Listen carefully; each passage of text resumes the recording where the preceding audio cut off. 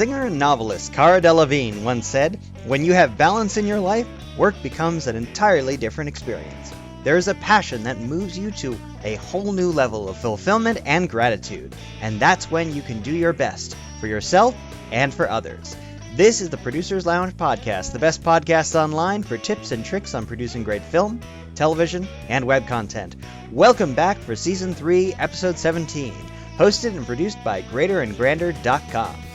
On this week's episode, we're chatting with Marc Fusco, who has produced commercials, documentaries, educational content, and much more in an extremely productive and versatile career with clients and brands including, oh boy, Netflix, Disney, Amazon, ESPN, Paramount Plus, Verizon, Peacock, FX, Vox, Sony, Lionsgate, DirecTV, Starbucks, FedEx Office, Hot Topic, Marc Jacobs, Aeropostal, Carl's Jr., and National Geographic Learning. We discuss how to properly manage budgets and people, email, and other communication methods that convey respect, and the importance of finding joy in a troubled world. We also discuss Marc's passion for Legos, puppets, and other hobbies. Here now is my conversation with Marc Fusco. The robot lady has told us we're recording. All right. So I have been wanting to ask you actually, because I've seen on Facebook you keep posting the Lego stuff. I don't think I caught the history. Like, how did you turn into Legos, and what are you doing with Legos? I think it all comes down to me still being a big kid at heart, and I've always been a little bit of a collector and a doer. I think all aspects of myself is doing, and over the last few years, in particular, leading up to before the pandemic, even. I was looking for things that I could also do with my kids and with my family. So then we started, buying a few more Legos and a little bit more, and it was with the kids. And then I was like, oh, these old ones that I used to buy myself. And then, especially when the pandemic hit, it just exploded. And both the combination of my addiction to collecting them, as well as I think the therapeutic aspect of them. Like for me, it's my way to be creative. It's my way to just sort of zone out and to step away from everything else that's going on. I mean, I definitely, my evenings are finally unwinding, break open a new set, start building. I appreciate it. I go slow. And as you can see, everyone sees when I'm on, or for those of you who cannot see right now, but my office, it looks like a kid's playroom. But this is actually all my Legos. They have walls and walls and shelves. I even installed a shelving across my ceiling, and it has a train track that goes all around. So it's something. I haven't seen that. That's amazing. I want to see the train tracks, man. That's awesome. I think my next step is I have to commit some time to more of the filming and the photography of it. I want to, I enjoy it. But as you know, especially with social media, and you see other enthusiasts in some sort of form, you see them and you go, oh no, imposter syndrome. I can't live up to that. I can't build or take pictures or do this.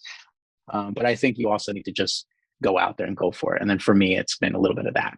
I do something fun, share it with the world, share it with myself, and that's about it. I mean, it's nice that you have that way of using social media for good instead of the anxiety producing hellscape that we seem to find ourselves in. It is very much, I really try to keep things around me that just bring me joy. And for me, mostly that's family, that's kids, and entertainment and educational stuff, and Legos, basically. Legos and comics. I would say I'm kind of a diehard comic Marvel fan in particular. And any ways that I can enjoy that is fun. So that is awesome. I know I've been trying to do that more. And I don't know if you saw on social media, but I went to try and find my bliss. I actually went to Paris for about a month, and I'm going to cut this part out because I didn't tell my work I was going. And so I was, I was telecommuting from there without them knowing. And I've just go there, be in Paris, just enjoy Parisian art life. But it's been kind of an uphill battle in terms of trying to figure out how do you find out what makes you happy when you get older, you can't always do, at least this is how I feel, you can't do a lot of the athletic stuff I used to do. Hmm. And like trying to figure out what hobbies actually bring me joy versus like what was I just doing to pass the time, you know? So It's a I think it's a large dilemma for a lot of people, and not just, I yeah. think, individuals like, that are around our age, where we're Mhm. getting deeper into our professional careers. We might be Mhm. deeper into, having families, starting families, um, in being able to find those passions. And passions can be hobbies, passions can be anything. I Mhm. read something somewhere recently where someone said they don't have the attention span to even finish a book or something like that. And I Mhm. felt really sad when I read that. I thought, really, I understand struggling with finding the time, but we need to find those times. We need to find those ways and those outlets. My wife and I talk about it all the time. And, she is a licensed therapist and a career Mhm. coach and a counselor. And, she works a lot with individuals and helping them and guiding them to find their passions and to find their things. And I think the number one step that she talks about, that I even believe for myself, is just try something. If something just sparks an interest, try it and see Mhm. what happens. And when you do find something, you got to go with it. For me in particular, one of the um, hobbies that, or what I thought was just a whimsical passion that turned into something much bigger and has kind of driven my career, is actually puppetry. I about um, 6, 7 years ago, my wife actually, as a birthday gift, signed me up for a 1 day puppet building class. She's like, "You love the Muppets, you love kids stuff. You should take this class. It'd be really fun. And you make your own puppet, like a Muppet style, Wow. hand and rod puppet." Yeah. And I took this class. And long story short, since then, I have taken 3 more puppet building courses. I took a whole year of puppetry classes for specifically for film, for camera. Uh-huh. I have driven and done development in puppetry storylines and film, and some TV shows, some web series. I've was in a music video recently as a puppeteer. I've now like just gone full fledged into it. It's still a small little side of what I do when it comes to a career, but it's a passion for me. And every day I think about, like, what could I do? When can I do it? How can I do it? And it's easy to look at those moments of, oh no, I got nothing. I don't have time. I don't have energy. I'm exhausted. Work was killing me, doing things. And then I'll drive to go pick up my daughter from school, put on a song on the car, and I'll just hold my hand up and start singing along with it. And that's it. Just even that little outlet makes me feel like I'm not giving up on something that I enjoy. I like doing. It feels like a hobby, and maybe there's opportunities bigger than that. How did I not know this about you? Because I'm also like really deep into puppetry. I mean, not really deep, but like, what was it like? Several years ago, I bought a puppet and I kind of did some YouTube videos as a practice. And same exact thing. I started like creating stories and videos along this, like on a separate channel. But yeah, all just kind of like because I grew up with Jim Henson. Yeah. Mhm. Oh my God. Yeah, I think for me, so much of my work life Uh-huh. has been so focused, and it's Mhm. been so, I've worked mostly for companies, for agencies, for production companies, for the like medium to larger size companies, in both producing and leadership roles. And Mhm. it takes over everything. It takes over so much of Mhm. your life. And it really wasn't until a few years ago, about 5, maybe 6 years ago, when I said, I need to take a break from this. I need to pull away Uh-huh. from what I always called of like the client services side, from Right. being the vendor, from being the creator for other individuals, and say, what brings me passion? What should I do? And I got very lucky. I first started working for a nonprofit documentary production company. I got Mhm. to really work on some great like social justice short films, some series, and some feature films. And And that that was was a Brave great. New Films, right? That was Brave New Films. Yeah, that Yeah. was a great experience. It was really wonderful. I also learned that I'm not very good at such heavy topics for a very long period of time. Mhm. That sort of secondary. Sorry, my dog is interrupting. It's okay. Go, go. Um, that what they describe as sort of secondary or third degree trauma, or feeling a lot of heavy stories and very difficult stories. I wasn't able to compartmentalize really well. Right. So it wasn't for me. I loved doing it, and I loved telling stories and doing documentary or docuseries type work, but I couldn't do it for very long. Mhm. But then I got this opportunity. A longtime friend of mine, she approached me and she said, our company is growing. We're looking to expand more. And a large part of their business was educational content and educational videos. And this is Grant Larson Productions. And my friend Carly, she's one of the owners of the company. And she said, Mark, what do you think? Can you come? Can you help out? Is there something? I started as a consultant for them and immediately turned into a full-time position. And it was the best. I was Oh, around nice. creative people. I was around people that really cared about what they're doing. And I was getting to do what I really was leaning towards, which was telling stories from an educational perspective. How can we educate, everything? I was doing content for high schoolers, middle schoolers, kindergartners, college age kids, all the full gamut. And then the opportunity to bring in things like puppetry, Hmm. other aspects of things was there. They were open to it. They were willing to. So we actually created a really great, and it started to kick off during the beginning of the pandemic when we were all working remote, and we created a pilot series that was all about social emotional learning, two puppet characters talking to each other over Oh, FaceTime. And it nice. was really great. It was really exciting.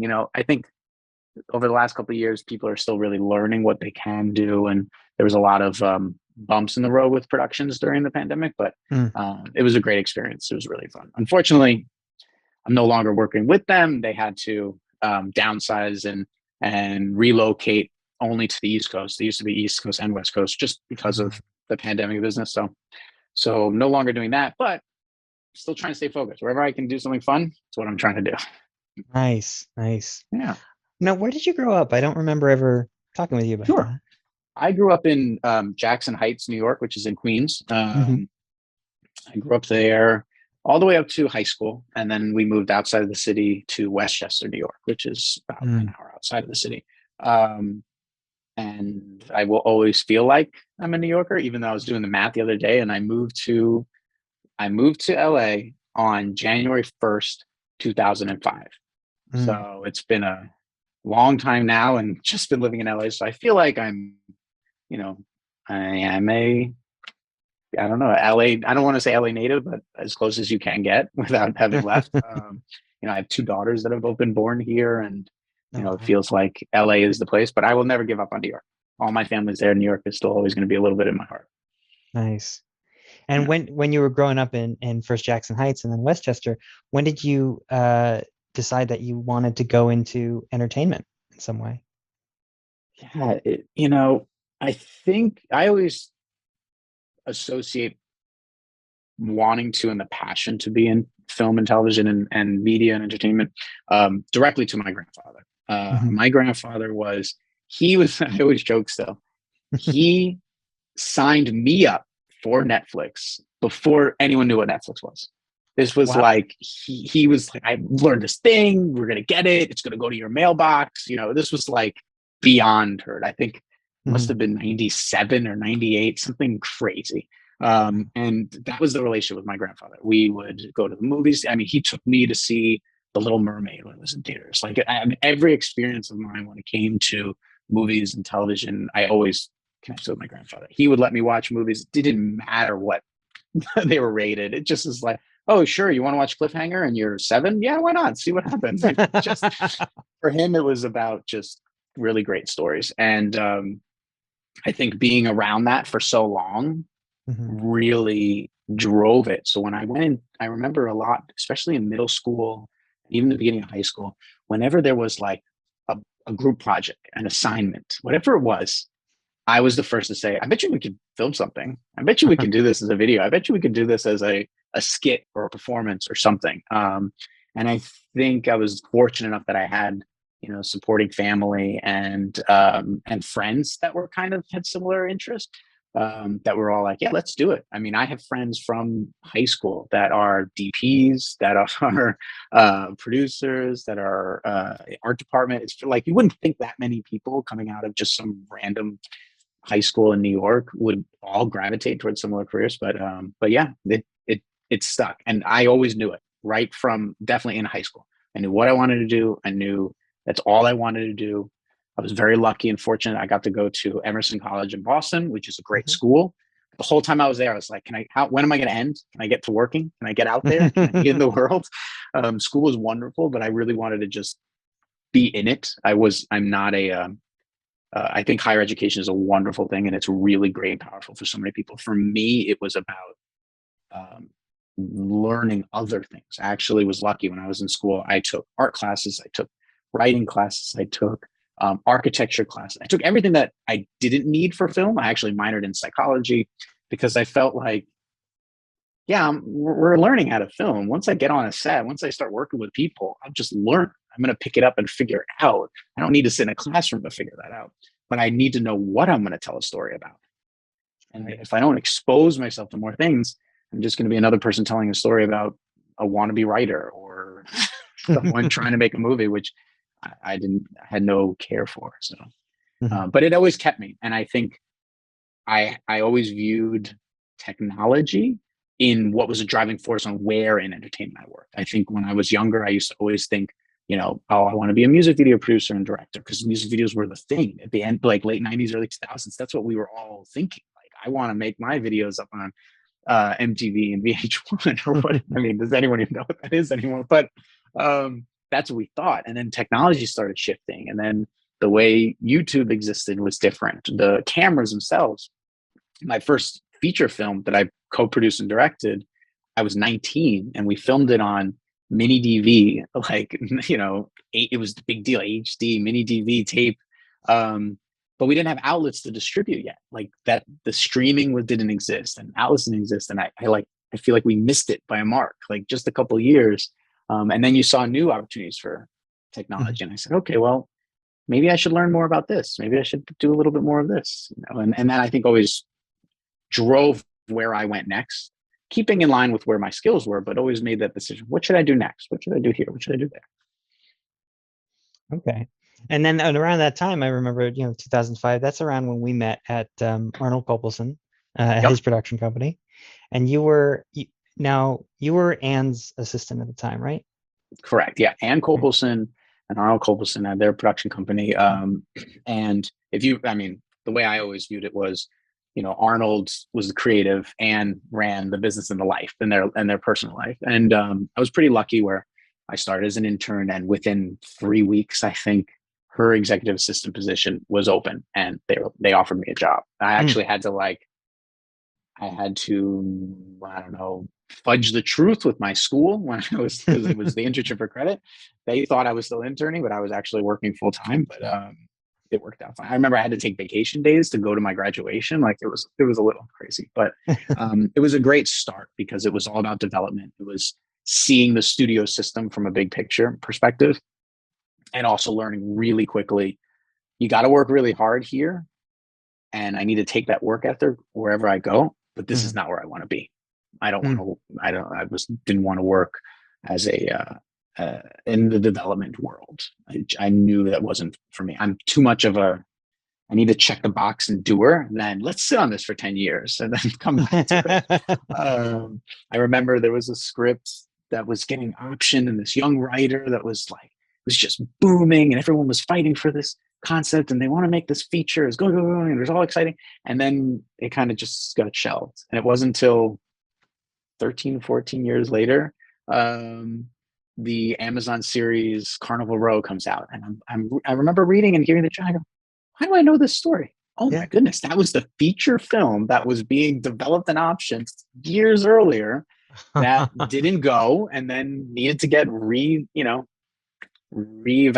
and now it's a TV series. So it's great. It's a great process, but it wasn't for me. What I needed to do was I needed to get out there.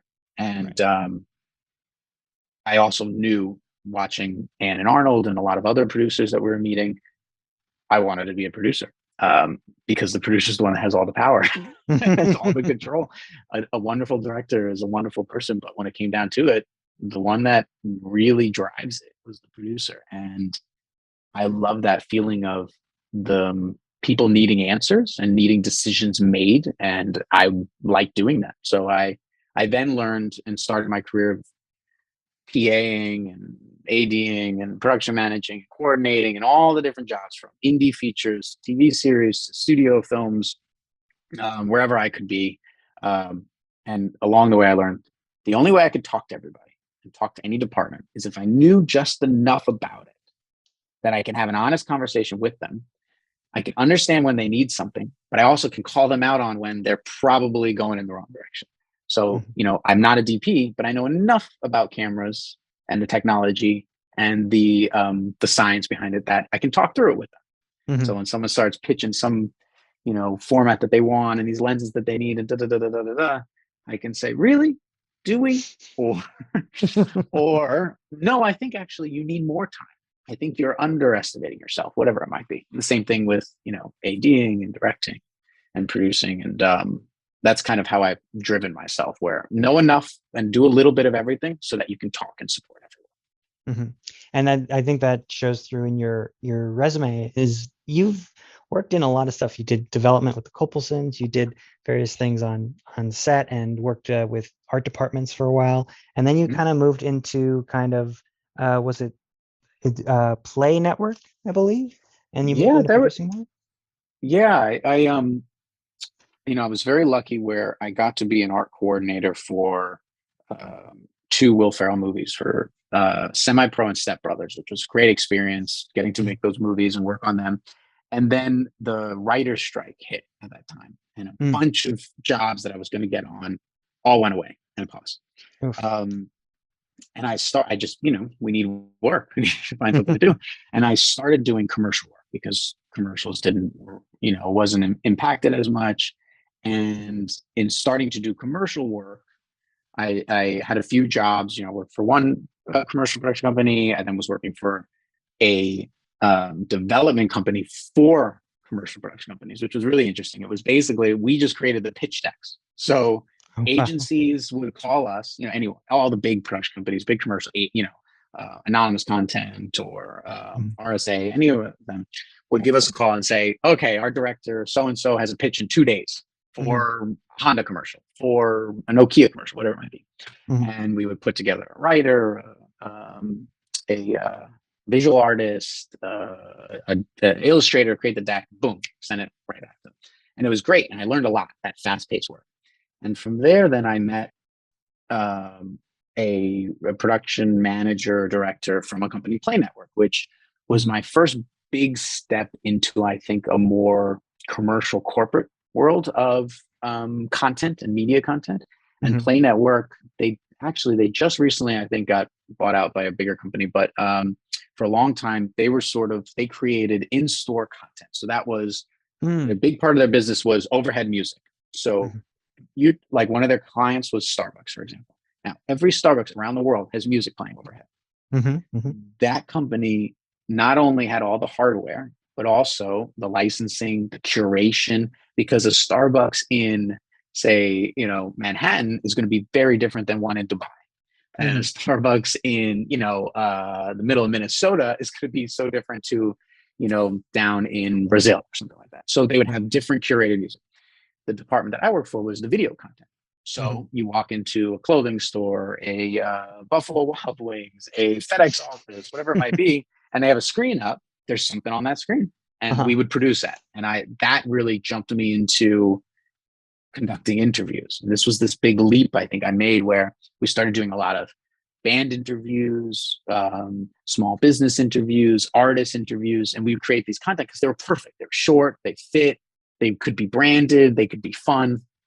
And I started producing a ton of them. We were doing anywhere between 10 to 25 a month, just for different clients and pumping them out, which then got me into more studio and film and television marketing content, creating EPKs, which is electronic press kits, behind the scenes, doing featurettes. And I worked for Hurwitz Creative was the main company that I worked for doing that, which was great. We had all the big studios, all the big guys were our clients. We would have small crews on the sets that were, capturing behind the scenes. We were doing interviews, creating all that content. So it didn't matter, what film, TV show, whatever's coming out, those full kits were what we were producing. And that was great because I really then learned the art form of conducting an interview. And I started taking that along my way and really enjoying doing that. Well, you touched on the interview. I'm curious, what were some of the biggest lessons you learned as far as things that you corrected, what you were doing, and then what you learned not to do or to do in an interview process? I think the number one tactic or trick of conducting an interview that I naturally am the worst at, but learn to do is you just gotta close your mouth and listen. I'm a New York Italian. I don't stop talking. You guys probably, if you're listening to this, just saying, wow, Marc just keeps going on and on. I'm a talker. But the number one thing when conducting an interview is I pretty much don't say anything. I do my homework. I plan my questions. I actually already know the answer to every one of my questions, which is usually important to do. But then I just sit. And even when it gets so uncomfortably awkward, quiet, you just wait one more beat. And then that individual that you're interviewing is going to say that perfect thing, because nobody likes silence. And especially the person that is put on the spot, they'll just start talking. Now, and this worked, I think, when I've conducted interviews with, some very famous big name talent, to even, I actually did a full series when I was working for the educational company. I did a series of 35 videos interviewing National Geographic explorers. So these were, animal behaviorists. These were, aerospace engineers. These were some amazing scientists, just brilliant people doing wonderful projects all around the world. But they're not used to being on camera. They're not used to talking, and they don't always know how to communicate to a different demographic. I was interviewing this archaeologist, and the video itself was actually geared towards sixth graders. So it's how do I make it not just feel like some awkward Jurassic Park-esque interview, and actually make it seem like something really, really interesting. And it was giving them the space to just speak and be uncomfortable. And then they would say the most amazing stories. That's incredible. Hey everyone, quick break here. If you listen to the Producers Lounge podcast, you know I'm obsessed with how stories get made and who gets to make them. That's why I wrote Threads of Imagination, a book about collaborative storytelling and the art of building worlds together. Published by DSTL Arts nonprofit, which supports young BIPOC artists, the book pulls from my own personal history and even from my family history and the tradition of itinerant tribes telling stories around the campfire. Threads of Imagination is a guide to collaborative storytelling and how ideas grow, evolve, and become something bigger when people create together. Whether you're a filmmaker, writer, artist, or just someone who loves the process behind good stories, this book gives you practical tools, creative prompts, and real-world insights to elevate your craft. That's right, Threads of Imagination is full of exercises, behind-the-scenes lessons, and inspiration to help you create with purpose and community. If you're looking to jumpstart your next project or sharpen your storytelling instincts, this is the place to go. You can find Threads of Imagination wherever books are sold online. All right, back to the Producers Lounge podcast. Listening now and realizing it, like it comes to life, the fact that you really have been in a wide variety of roles in the entertainment industry. Whether it was development with Kopelson, educational documentaries, interviewing, producing, and even the corporate world. And I'm curious, in all of those, like obviously the number one skill for being in this industry is creativity. You can't really you can't get far without creative problem solving and finding connections where other people may not see them. But when you look at the different facets you've been engaged with, what would you say is the number one skill besides creativity that is most important for, say, a corporate, content versus documentary versus, being a studio feature guy, in development, et cetera?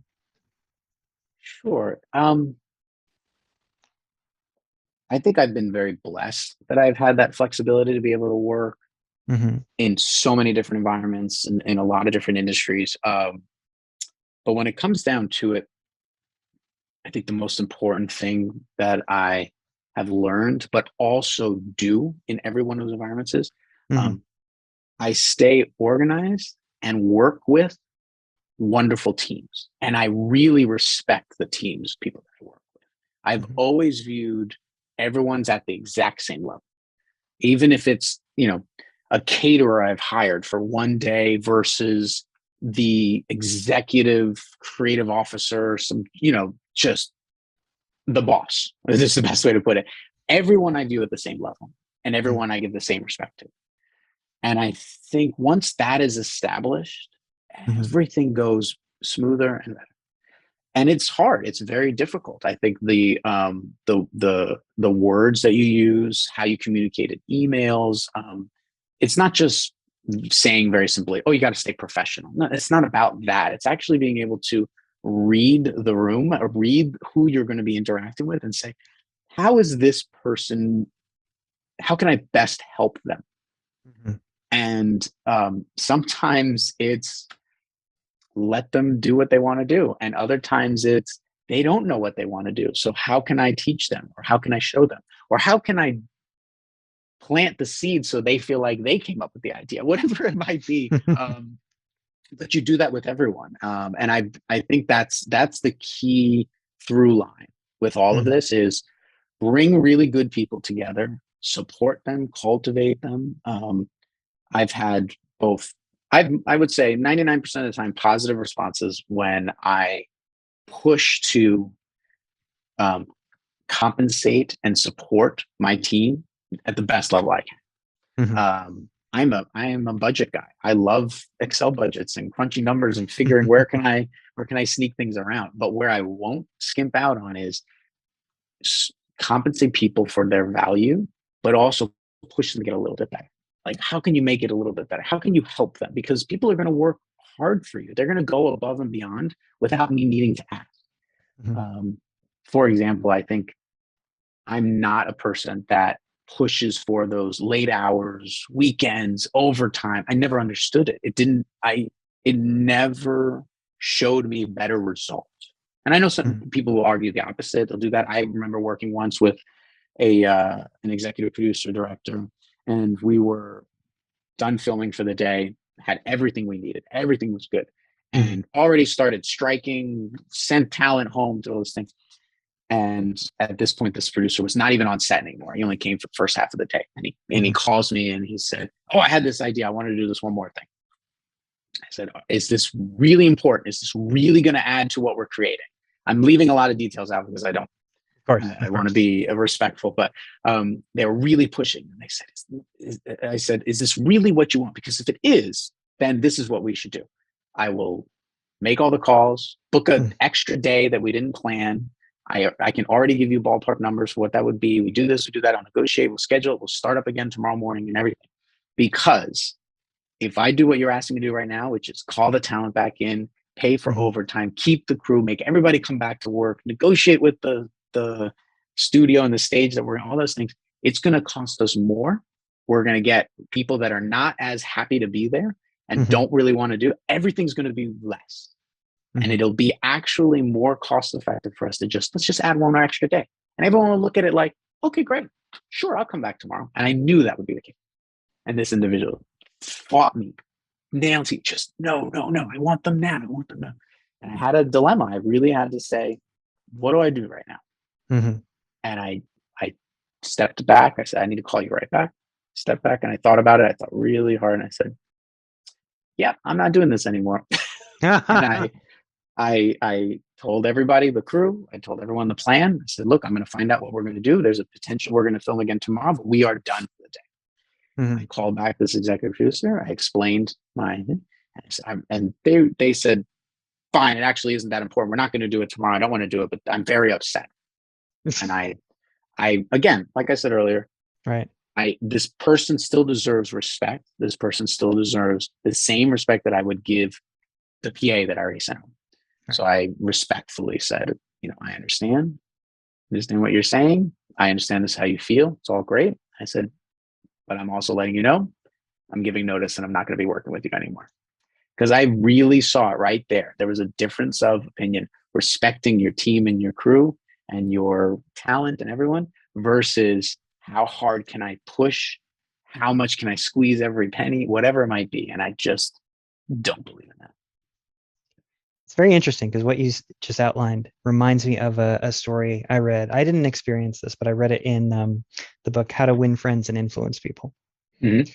And it, I don't know if you've read that book. I know of it. I have not read it. Yeah, because it's of course the title is very very self-serving, attracts people who are self-serving. But then the book itself, once you get into it, is it's about what can you actually do to help the people around you. Mm-hmm. And the story that I'm thinking of is this woman at CBS News, I think she was an executive producer, and they had just come off of Hurricane Katrina. Mm-hmm. And everybody was pissed off within the news department because obviously a terrible event, but then there was also all of these things of like people who were on the ground stuck there, and then budget issues and scheduling mm-hmm. issues and all that. And so she got everybody from all of these departments in a room, and everybody was pissed off, and she instantly diffused the tension by asking one question. We're going to go around the table and I want everyone to say, what can we do? What could you have done to help the other people in this room? And immediately it reframed the conversation in terms of what can I do to help people versus how can they help me not get screwed over or what have you. It's a wonderful story because it really shows, and I don't say this in a pessimistic or a negative perspective, but we as human beings, we as social beings, and definitely from our background of being Americans, I think, and culturally about it, but we instinctually are protecting ourselves. Mm-hmm. We're always protecting ourselves. We have this shield up all the time. I think, we're always ready to fight. We're ready to defend ourselves. And I don't know if it's human nature, if it's something else that was created, but we are. And then you throw us into a very competitive industry of entertainment and media, where it felt at times, I don't know about for you, especially when we were younger, you threw a rock and there were 5,000 other people trying to do the exact same thing as you. You're fighting for the job. You're fighting for everything. But like you said, and like the individual in the story brought out, is that if we could just stop for a second and look at it as not how am I going to get screwed over or how am I been wronged, how can I help? It just changes things. It changes things so much. And I think for me instinctually that maybe that transition was easier, and it might've been when I was younger, when I was in high school, when I was through college, I worked at a restaurant. I was a server at restaurants. And you said, I would use the vernacular of course, how can I help you? Please, thank you, no problem. Like there was those key words. I never said sure or yeah or yes. It was always, of course, how can I? And you realize very quickly, there were plenty of, when I worked at restaurants, terrible nights and awful people. I mean, anyone else that's listening has ever worked in any type of food services or any type of just services work, it's rough. It is miserable. And I'm so happy that I never have to do it again. But it really taught me though that, let me try. Let me try to help you. And maybe I can. And if I can come to the table, if I can go to a meeting, if I can start an email with just, hey, how are you? Hello, how can I help you? Whatever it might be. The room, the tone is different. Everything switches. I joke, and people make fun of me all the time. Every single email that I write still starts with, hey or hello, so-and-so, comma, space, message. And then at the end, thanks, sounds good, Mark, whatever it might be. And, you get these emails and people email as if it's a text message or if it's a conversation. And that's fine. It works for plenty of other people. But for me still, it's a form of communication. It's a form of setting an expectation of, I'm going to acknowledge you. I'm going to thank you. And I'm going to make this work, That's wonderful. Let me ask, have you found that kind of more congenial, almost professorial, supportive attitude has been more prevalent in educational content since you've worked in that arena? or do you think it's kind of the same all over? It really depends on the person and the team. No, I think it definitely is very similar, especially Mhm. when I was working with all these National Geographic explorers, and I was working with Mhm. there were a bunch of different clients involved when I was doing that series. I was, Mhm. National Geographic Learning was a part of it. The individual explorers had their own, backgrounds, and there was one that was associated with NASA, so, but we can't say that. There's all those different levels. Then there was also the textbook publisher that we were linking these videos with, so that you have their side of things. So you have all these different people, all these things, and then I get into a room and I have to conduct an interview with someone who, in a common way, is so much smarter than me and has dedicated so much of their education and their passion to all these things. Um, when it still came down to it, if I just treated every person like we were the same, and how can I help you? Mhm. It was wonderful, and you got so much out of it. And it did mean, especially with educational, I think, I need to take a step back. I needed to do research in a different way than I would, like, for a film. Oh, okay. Mhm. I'm conducting an interview with, we were doing an interview with Brad Pitt about something. Sure, I could Google and look up all the things that I need to know about Brad Pitt or his movies, or, that particular film that he was just working on. Um, but that's about all I need to know. I get 5 questions and I get to interview him for one movie. Great, that's it, done. What was your what was the film like? What was your research for preparing for this role? It's da, da, da, da, da, da. But if I'm interviewing this, I will always remember there was one explorer. She was just amazing. I'm blanking on her name right now, but she focused on preserving culture, and specifically in Polynesian island culture. Wow. And it was so amazing listening to her stories. And this was stuff that, it was very hard to research and prepare for, because Mhm. I'm trying to think about it. She's saying, well, she's preserving culture. Like, how are you doing this? What are you doing? But for me, it was really important in thinking, who is this person, and what are they surrounding themselves with? And I realized very quickly, in just doing my basic research, that they surround themselves in the environment that they're preserving, in the culture that they were preserving, and the people that they're preserving. And I listened to them, and I heard them have such respect for every single person they met when they were traveling on these little boats with these nautical societies going through the Polynesian islands. She cared so much about every single person. I thought, wow, that is the next level. If I could care about every single person I meet the way that she did, um, I'd be so honored and blessed. And you'd hope that maybe I can take a little bit of that when I learn from her and just apply that everywhere I go. It was something that stood out when doing those videos. But yeah, it's all the same. If you're working in a big studio, if you're working for a corporate company making a corporate video, if you're right now, I'm doing a lot of commercials, and pretty much everything I'm doing is all post, and it's all of us sitting in our own home offices working on computers all the time, and getting assets over. Everything is online. Everything is cloud based to do it. I still have meetings, still have to talk to people, still have video chats, still have to technically troubleshoot with my, animators, or with my editor. I have to technically troubleshoot, or even creatively troubleshoot with my client. My creative director and I talk all day long, and it's out of mutual respect, and we have the best product when it comes down to it at the end. Nice, nice. Yeah. And with that, you're now working at Compadre Entertainment.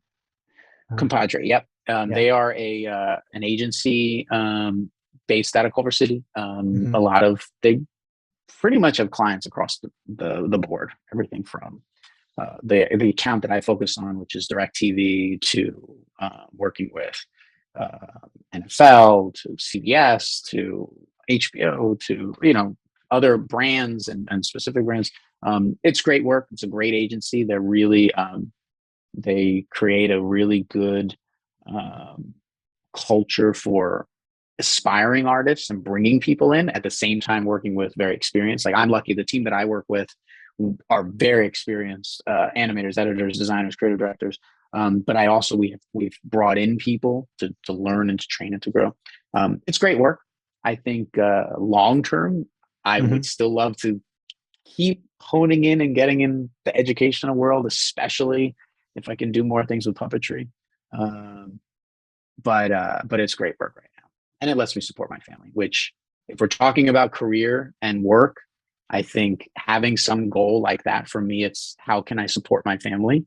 How can I do the work that gives me the work-life balance, the financial compensation, and still tick the box a little bit on, tapping into my skills and my passions. That's all I can ask for. That's awesome. That's awesome.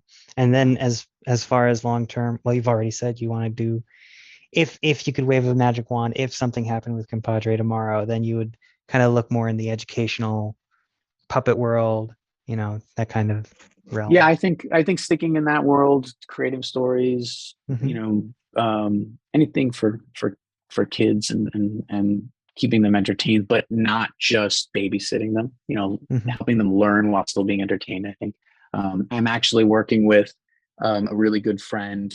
Her name's Leah Welch. She's a writer, director, really booming in the last couple of years. She's made a few short films that have won a ton of awards. She's had her first feature script made into a film, and just recently acquiring distribution. And right now she's in development, and I'm helping produce a new feature that, hoping, the goal and the plan, because it takes place in Italy, and hoping to get back to film in Italy, which would be a really great circle for me, because my first ever film was shot in Italy. Wow. And our hope is that we can get back into that. So right now, every other week, I've been having calls with old friends, acquaintances, film commissions, and people in Italy right now, trying to get things going so that we can do that again. So I think it's going to be a great experience. And something about Leah, who I love, is no matter what, she will get it done. And I'm sure you've bumped into certain people throughout your career. And I actually always felt this of you, is that whenever you've had a goal, and those people, and Leah is very similar, if there's something she wants to get made, it's getting made. It will be done. Sometimes she'll tell me, I got this new short. I wrote it over the weekend. I really want to do it. Da, da, da, da, da, da. Sure, Leah. Okay, great. A month later, it's made. Like, wow, that's amazing. Good for you. So she's wonderful. And I really hope this film kicks off, when it's the right time. I think right now, with everything that's going on in the world, we have to find that right time. Yeah, that sounds like a great partnership. Congratulations on that. Thank you. And also thank you for the compliment. I'm not good at taking compliments, so I'll just say that and move on. But I will ask you two more questions. If you were to go back to, yourself and Emerson, and you were to give yourself a piece of advice, what would it be? I definitely feel, when I was in school and college and at Emerson, I was a little bit too eager to just get out there and do. I think that it was the right driving force. But if I went back to myself, I probably would have said, you know what, take a beat. And you know what you should really practice and learn? Like budgeting software, and get a little bit more familiar with Excel, and and what is it like to really dig into some of that. It's the behind the scenes producing that we do that producers talk about it. We whine and complain about it, and coordinators and production managers and stuff. But I think I would go back and say, take a little bit more time, focus on that a little bit more. That would definitely be something that I would recommend and I would stick to. I think what else? I think also when I was younger, I did a lot of it. I traveled a lot. I took whatever job I could get. I probably would have pushed myself to do even more of that, because as now, getting older, having a family, it's harder to do those things. And I enjoy doing them. I'm happy and content not being on a film set for 12 hours and exhausted. I like doing, shorter stints of filming. But I definitely would have pushed myself to do more even back then. And that is Season 3, Episode 17 of the Producers Lounge podcast. Thank you to my guest, Marc Fusco, for joining us. You can find out more about him by checking out the show notes and subscribing to our YouTube channel at Greater Grander. Our intro and outro music today was Big Blues by Audionautics. Our episode still image is provided by Marc Fusco. We'd love to hear from you, and you can check out this week's accompanying article on greaterandgrander.com entitled 10 Brilliant People Who Started Small, Why Powerful Visual Storytelling Helps Advocacy Brands Stand Out. Link in the show notes. You can stay up to date by following us on YouTube and social media at the handle Greater Grander, all one word. Make sure to subscribe on YouTube or wherever fine podcasts are found. And also, if you like what we do, share this podcast with a friend who you think will enjoy it. Join us next week for more cocktails and questions, and until then, keep producing dreams.